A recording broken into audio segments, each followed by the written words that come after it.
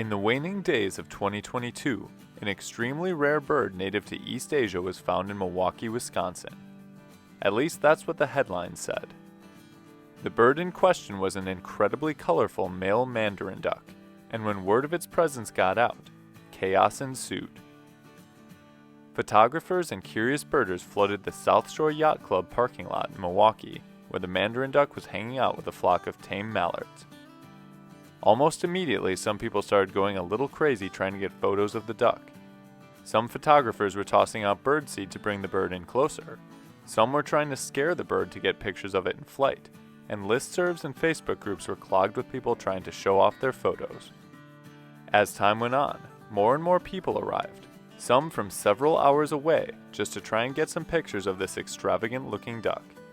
The strangeness hit a crescendo when a photographer claimed to have been the victim of a robbery at gunpoint after viewing the Mandarin duck.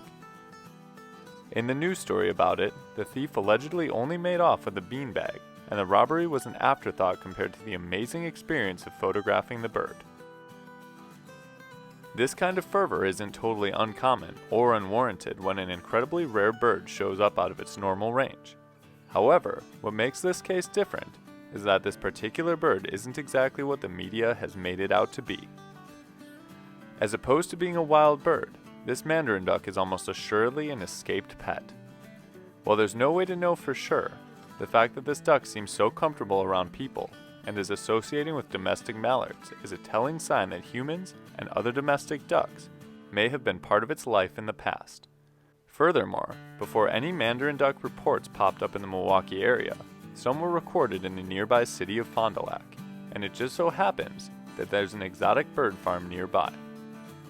Putting the pieces together, it looks extremely likely that this Milwaukee Mandarin duck escaped from the farm farther northwest and flew south to the Cream City where it became a celebrity. What makes this situation even more interesting is that this isn't the first time something like this has happened. In October of 2018, a male Mandarin duck showed up in Central Park, New York.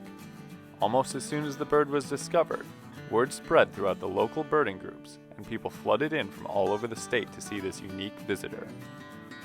Soon after the initial sighting, by way of newspapers, magazines, and social media, Mandarin duck fever found its way to the general public, and soon the city of New York had a new celebrity on its hands.